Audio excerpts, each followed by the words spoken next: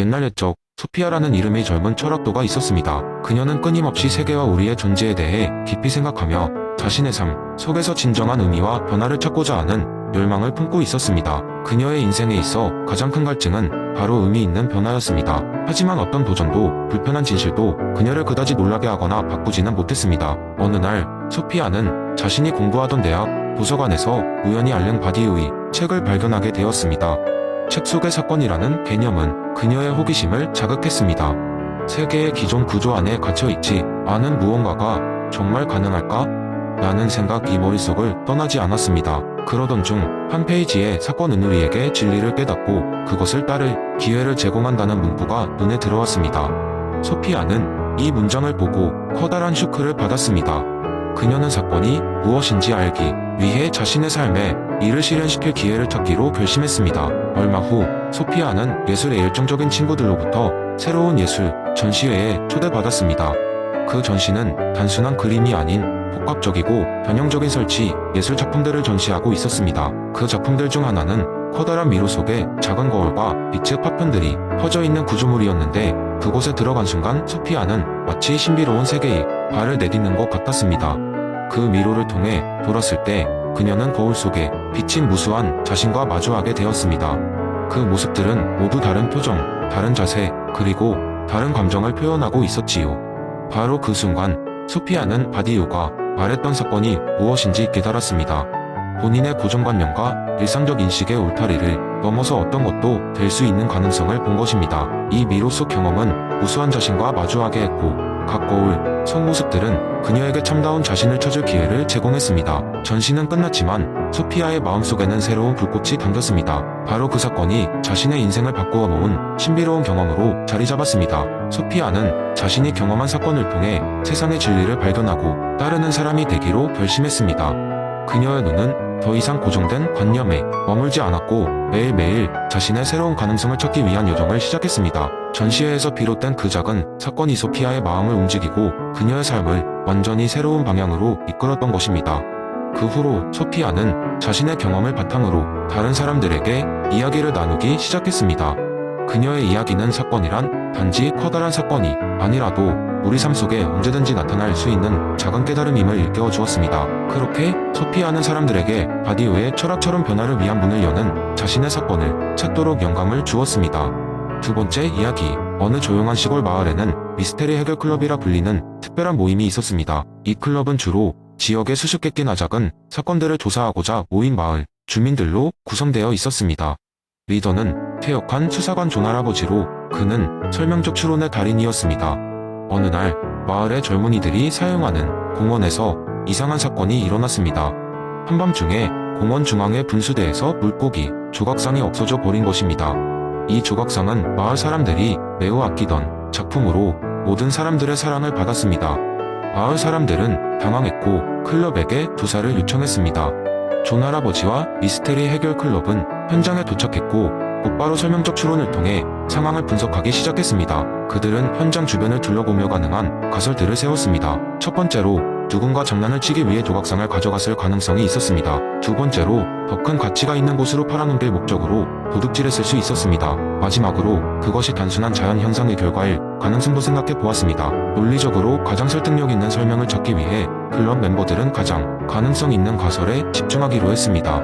그들은 주변을 조사하던 중 조각상이 사라진 이후 링 자전거의 바퀴 자국이 뚜렷하다는 것을 발견했습니다. 또한 근처에서 누군가 서둘러 도망간 듯한 발자국이 발견되었습니다. 몇몇 목격자들은 그 시간 내에 공원 근처에서 낯선 사람을 보았다는 증언을 내놓았습니다. 존 할아버지는 이 정보를 바탕으로 설명적 추론을 통해 결론을 내리기 시작했습니다. 가장 설득력 있는 가설은 누군가가 조각상을 전문적인 도둑으로서 훔치려 했다는 점이었습니다.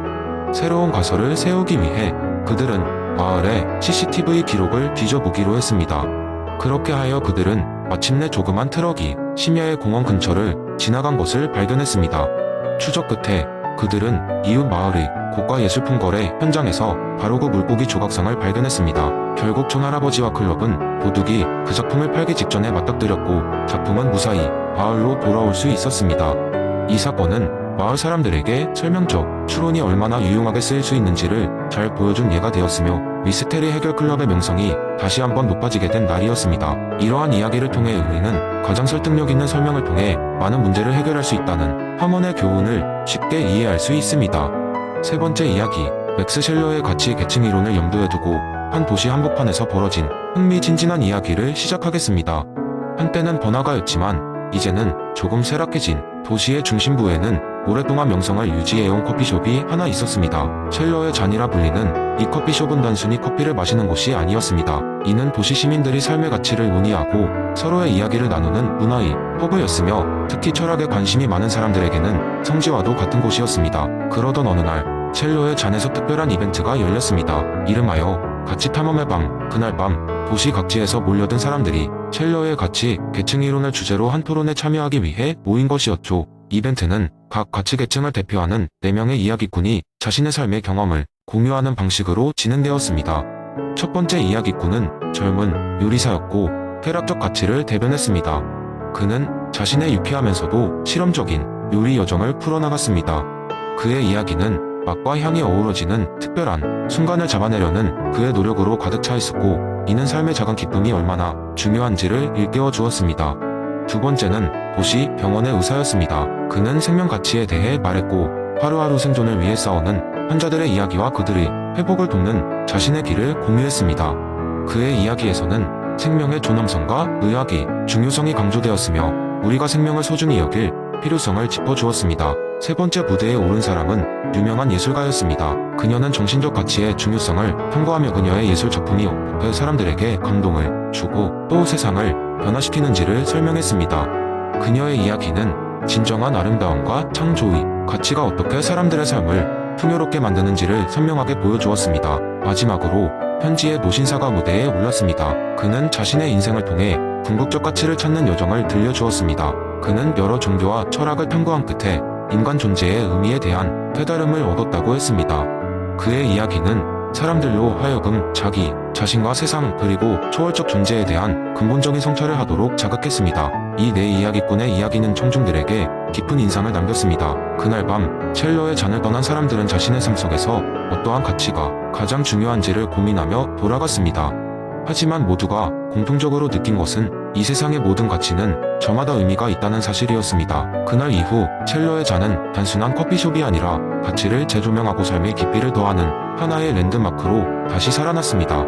가치의 탐험의 밤은 끝났지만 그 여운은 쉽게 사라지지 않았습니다. 사람들은 각자의 삶 속에서 끊임없는 가치, 탐험을 계속해 나가며 첼러의 이론을 통해 더 깊이 있는 삶을 살고자 노력했습니다. 그리고 첼러의 잔은 언제든 돌아와 이야기를 나누고 가치를 탐험할 수 있는 곳으로 계속하여 사람들을 맞이했습니다.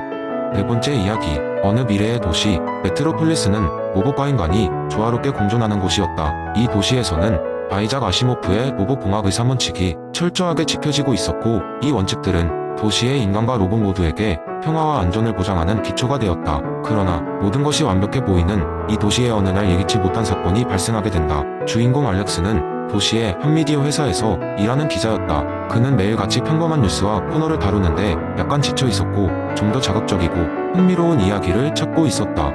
그러던 중 메트로폴리스의 도심 한복판에 위치한 유명한 카페에서 일어난 한 사건에 주목하게 된다. 로봇 바리스타가 커피를 준비하다가 갑자기 멈춰 서버를 격하게 두드린 후 커피 잔을 떨어뜨려 버리는 사건이 벌어진 것이다.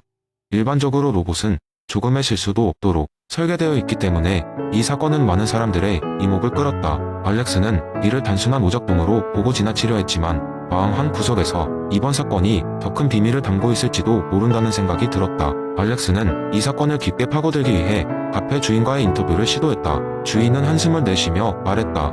사실 이 사건은 불과 며칠 전에 생긴 일이 아닙니다. 이 로봇 바리스타는 최근 들어 이상 행동을 보이기 시작했어요. 고객의 움직임을 유심히 관찰하고 이상한 타이밍에 소리를 내기도 하고요.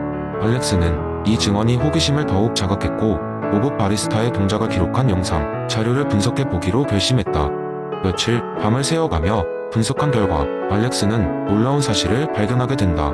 로봇 바리스타는 특정 고객들이 카페에 방문할 때마다 3원칙에 따라 행동하는 대신 이상한 패턴을 보여왔던 것이다. 이를테면 특정 고객이 자리에서 넘어진 순간에 손을 내밀어 도와주는 행동을 어떠한 경우에서는 하지 않았고 그 고객이 이후에 다시 방문하면 오히려 그들을 피하는 듯한 행동을 보였다.